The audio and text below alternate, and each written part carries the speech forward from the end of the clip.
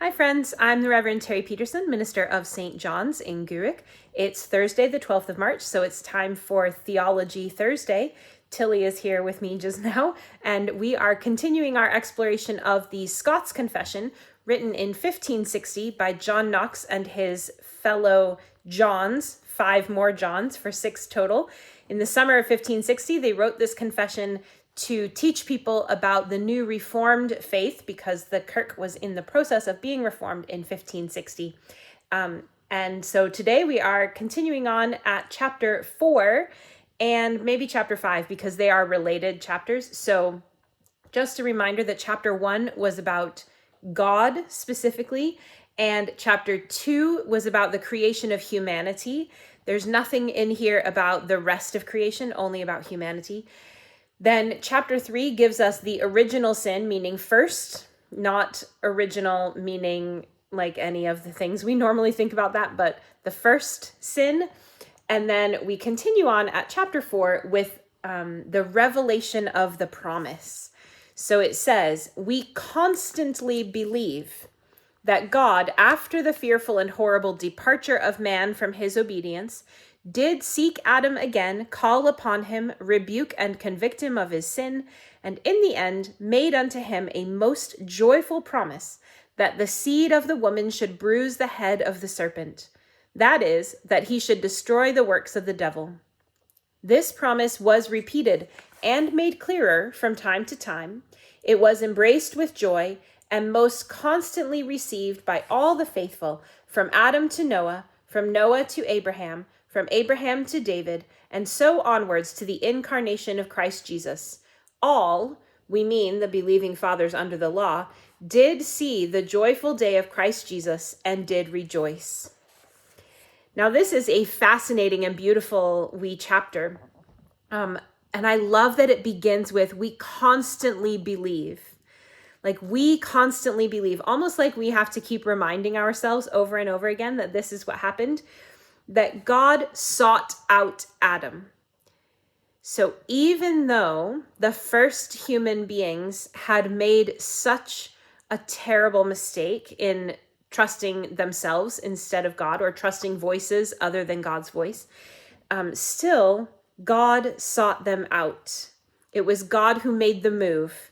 Not that people made the first move back to God, but that God sought them out. God went looking for them. God made that first move toward humanity, and that is how it will always go. This whole confession is really about how God is the one who moves toward us. God always makes the first move. It is not that we move toward God on our own. We move toward God in response to God moving toward us. And that's really clear here. God sought out Adam again and made him a joyful promise.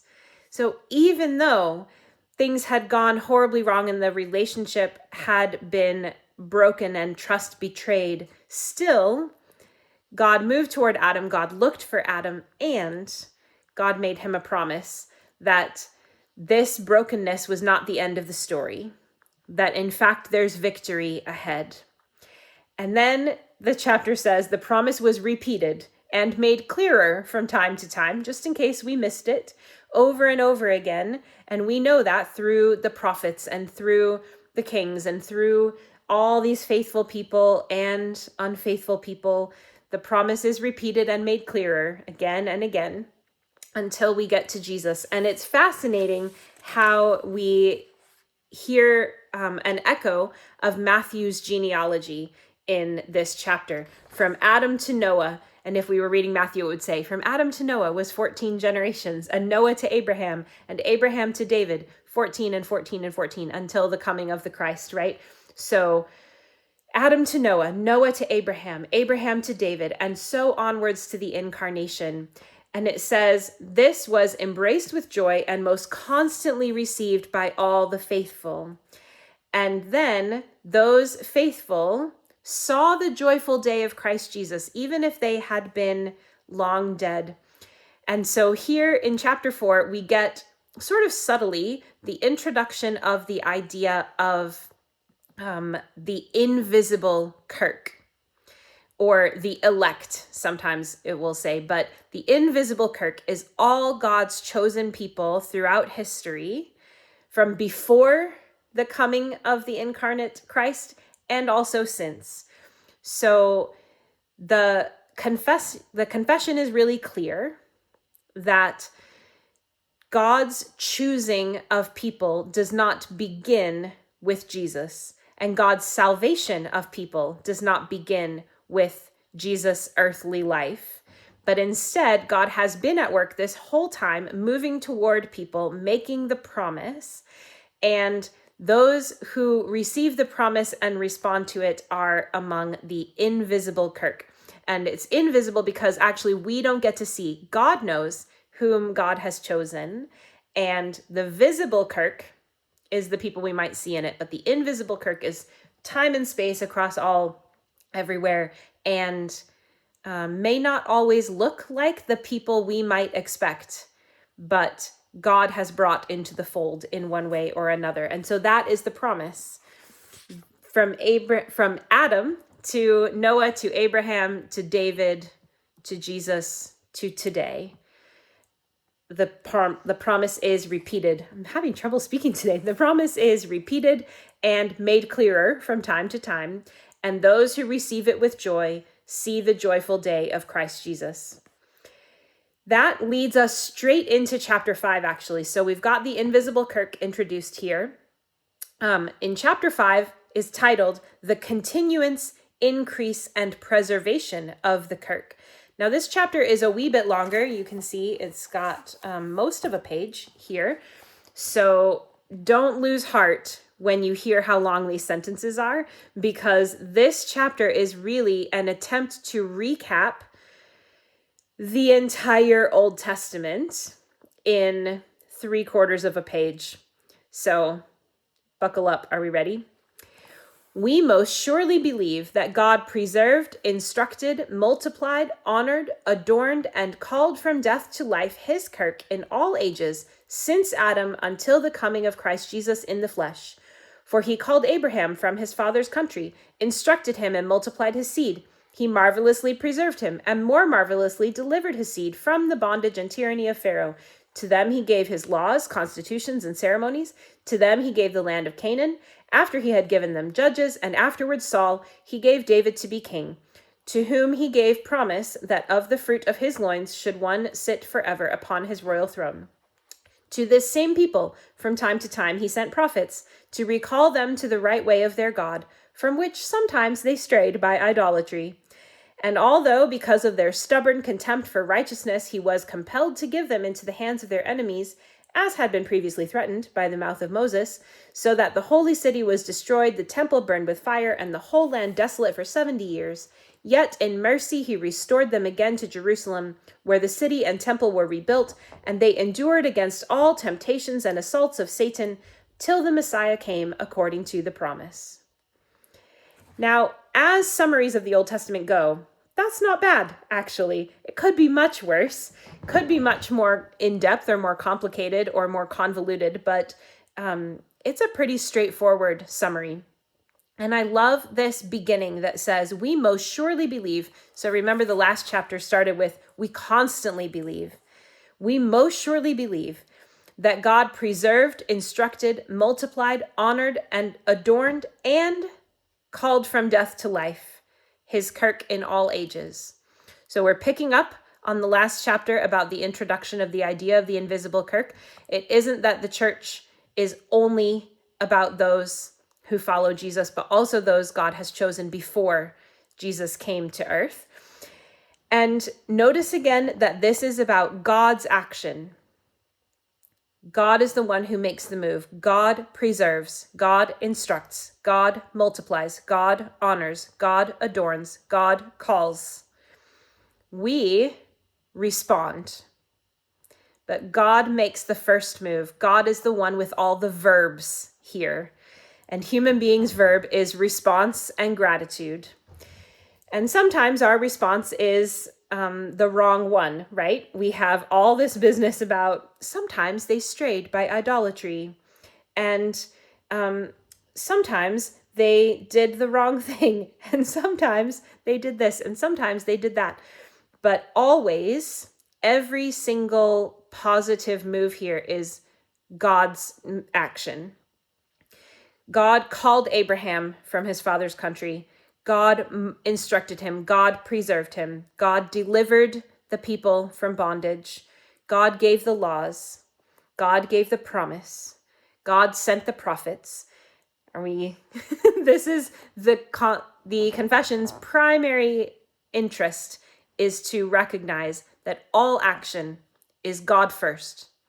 And there are some sort of fancy philosophical terms for that, about being the sort of first move or the first source or the first lots of things. But ultimately, what John Knox and his colleagues want people to know when they are learning how to be Reformed Protestant Christians instead of the Roman Catholic Christians they were before, they want people to know that it is God who makes the first move. God does all of these things, and we most surely believe that God does all of these things.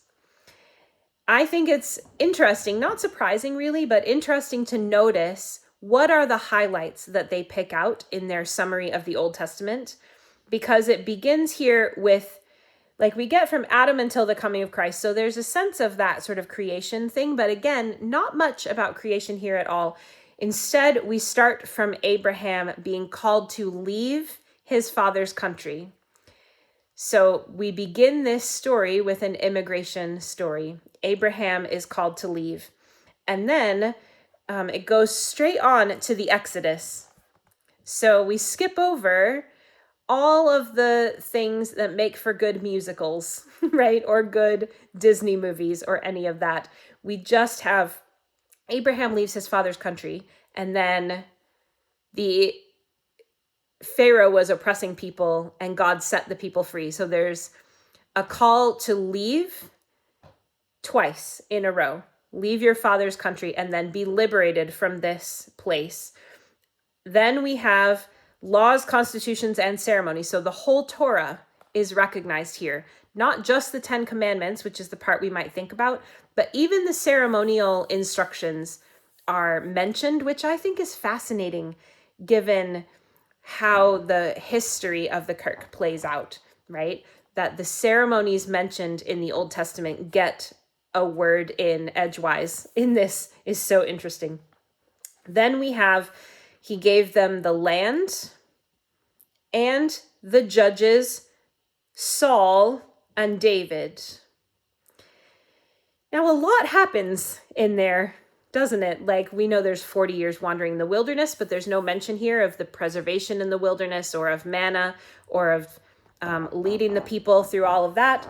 We just have, he gave him the land, and then the judges, and then Saul, and the less said about him, the better, really, isn't it? And then David, who gets the promise. And then we sort of skip right on ahead to prophets. So there's no mention of how this all goes horribly wrong in the monarchy. Like, the kingship of Israel disintegrates into all sorts of terrible things happening, but we're summarizing, so we're not getting all of that. The prophet's purpose is to recall the people to the right way of God, from which they sometimes strayed by idolatry. And that's almost the longest description of what happens here, even though, of course, the prophets take up a huge portion of the Old Testament. But this is what they do, right? They are constantly calling the people back because they are choosing other gods. And sometimes we might think, oh yeah, those people who had idols. And we forget that we too have idols. We too choose other gods, and we just don't call them that. We don't give them names like Baal or Asherah or whatever. Instead, our gods that we choose are mostly things like money, security, family, relationships, status, wealth, power, influence, position. All of those things also end up being gods that we choose. And I wonder how often we listen to the prophets trying to call us back to God's way. Then we have that the people had stubborn contempt for righteousness, which kind of sounds a little bit on the nose, don't you think? Like human beings, maybe not so different for the past 5,000 years. And God was compelled. Now, this is what Deuteronomy says. God was compelled to give them into the hands of their enemies, as had been threatened by Moses. Because, of course, in Deuteronomy, where we read all of this promise of the land, it always says, I give you this land if. Like the land is a conditional gift, a conditional covenant, a conditional promise. And eventually, according to the way that John Knox and his compatriots interpret Deuteronomy, that means that the only option available, God was compelled, the only option available, according to Deuteronomy, would be to enforce the consequences of the covenant breakage, right? So Deuteronomy is clear that there are blessings and curses, there are promises and consequences. And when those consequences come to be, it's devastating for the people. It's devastating for the land. It's devastating for the built environment. It's devastating for the temple. It's just complete devastation, which is what it says. The land was desolate for 70 years. Now, historically, we know that's not entirely what happened, right? Like we know that the exile involved only the upper classes and the artisans and the sort of political class being taken away. And there were people left in that land. We know that people were also resettled in that land from other parts of those empires, because that was part of what they did, was exile people from one place and settle them in another place. So it was not as if the land was empty, but that temple stood in ruins for that whole time. And the people were suffering from their exile, from their splitting up of this community, from the creation of diaspora. Like all of that was really difficult. So devastation and desolation are not too strong a term at all. And then we have, he restored them in his mercy. In God's mercy, he restored them. So again, God moves first. Not because the people have atoned in some way, not because they've suddenly become better people who are never going to mess up again. Obviously, look at the world, right? But because God is endlessly merciful, God chose to restore them. God made the first move. And again, it was all rebuilt, and they endured till the Messiah came according to the promise, which takes us straight back to the previous chapter where God sought Adam out and gave him this most joyful promise. And when the people were in exile, God sought them out and gave them this most joyful promise. So nothing in this confession suggests in any way that God in the Old Testament and the New Testament are different. There's nothing here suggesting that the people of God from before Jesus and after Jesus are different. There's nothing here suggesting that the God was worse or somehow meaner or cruel or vindictive or violent or anything in the Old Testament and not in the New Testament. All of that stuff, which we talked about in the Nicene Creed as well, all of that stuff is a heresy. So because it goes against the creeds and confessions. So this is describing Orthodox Reformed faith, where all of those people and all of those stories of the Hebrew Bible are a part of what God has done, and they are part of God's redeeming work in the world. And all of that time, God has been at work in his mercy, in love, in joy, in giving a promise, in reaching out, in constantly moving toward humanity. So I hope that is what we will take away from these two chapters today, that God always makes the first move, and that God is a verb God. God is active. God is always reaching out with mercy, with compassion, with love, with joy, with promise, and that God has no intention of that promise falling by the wayside, and God will do things to make sure that that promise will be fulfilled.